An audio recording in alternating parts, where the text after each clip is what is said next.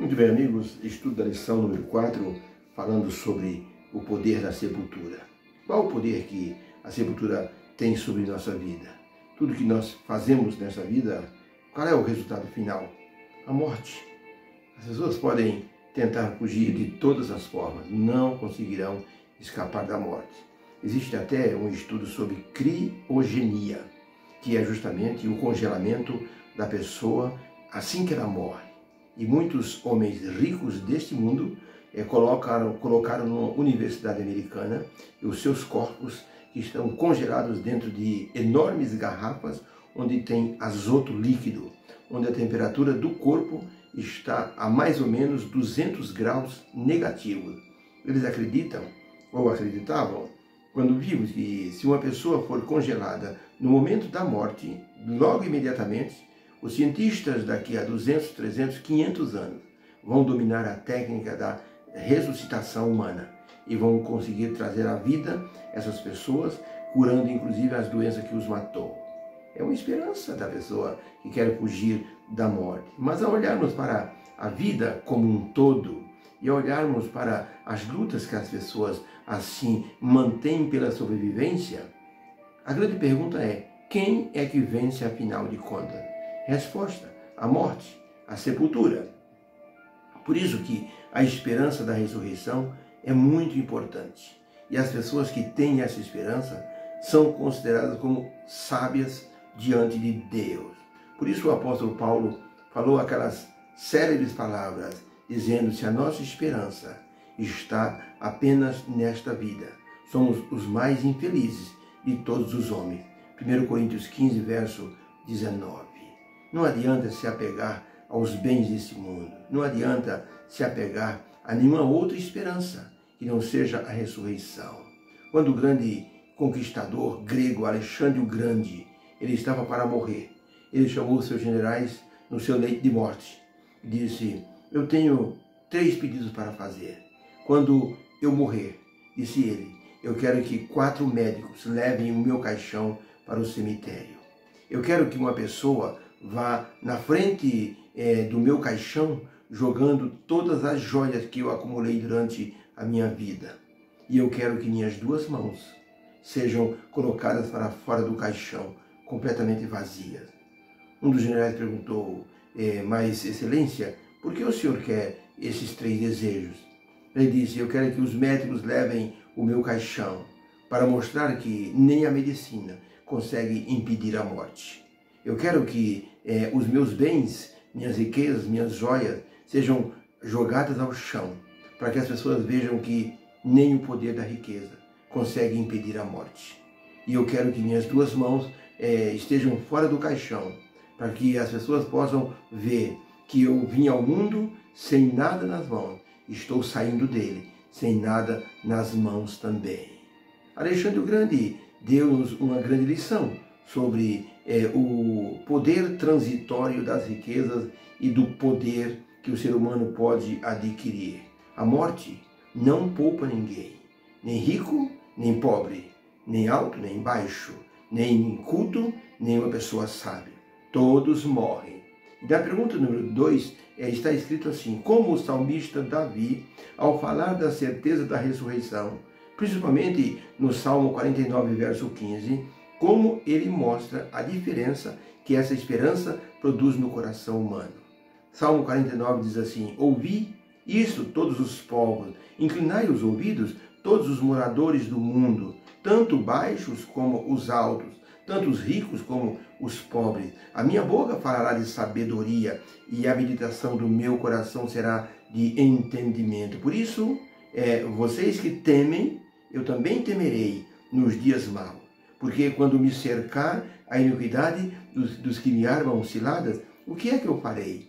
Aqueles que confiam na sua riqueza e se gloriam na multidão da sua fazenda, o que poderá fazer? Nenhum deles, de modo algum, pode remir a seu irmão ou dar a Deus o resgate por uma alma, pois a redenção de uma alma é caríssima e nunca se esgotará, para que viva para sempre e não veja a corrupção, porque ele vê que os sábios morrem, Perecem igualmente tanto o louco como o bruto, tanto o sábio como aquele que é inculto, e deixam para os outros os seus bens.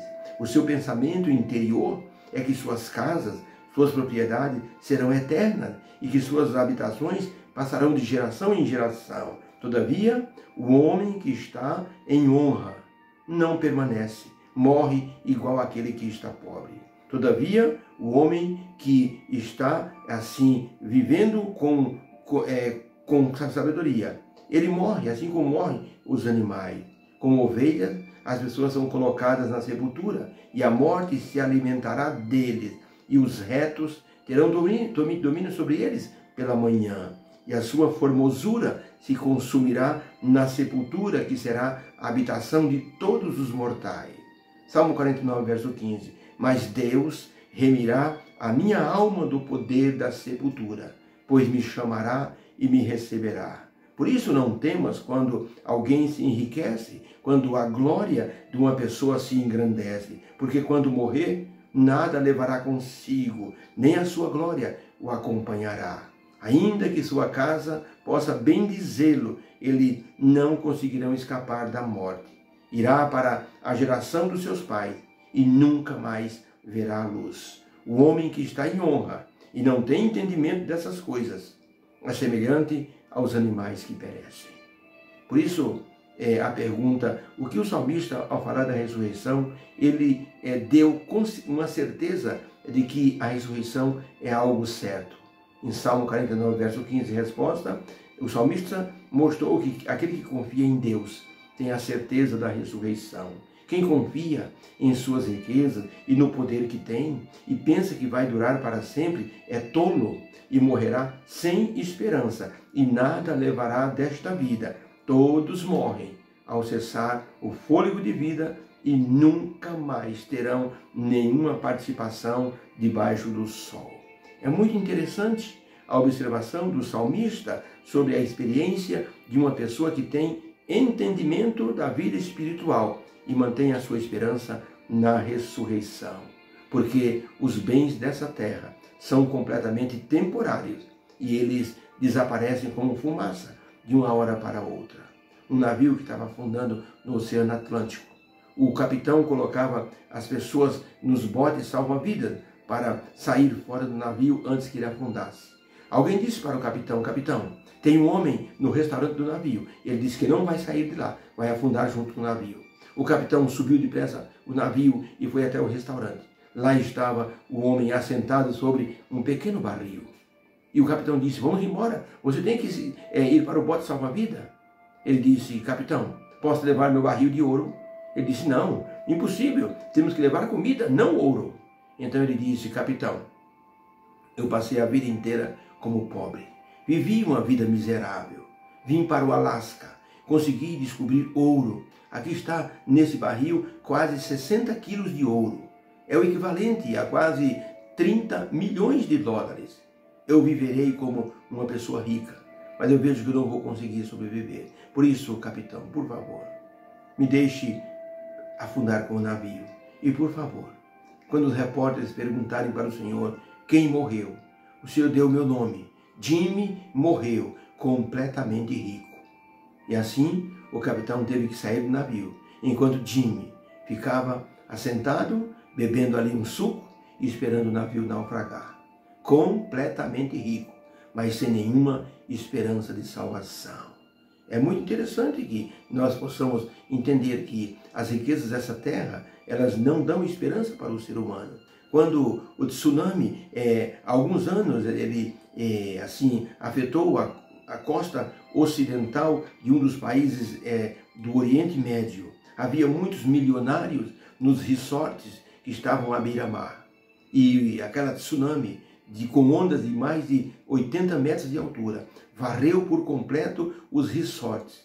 Eles não tiveram sequer tempo de dar um telefonema. Nas Torres Gêmeas havia centenas de empresas milionárias, com contratos fechados com outras empresas, mas que quando aqueles aviões penetraram naqueles prédios e derrubaram as Torres Gêmeas, e tudo virou um montão de escombros, não adiantava mais nada. Um repórter andando no meio dos escombros da papelada que estava no chão. Ele encontrou um contrato de 3 bilhões de dólares, assinado e fechado, mas não valia mais nada. As empresas não existiam mais, as pessoas estavam mortas. Por isso, todos os sonhos foram ceifados pela morte. Tudo virou fumaça.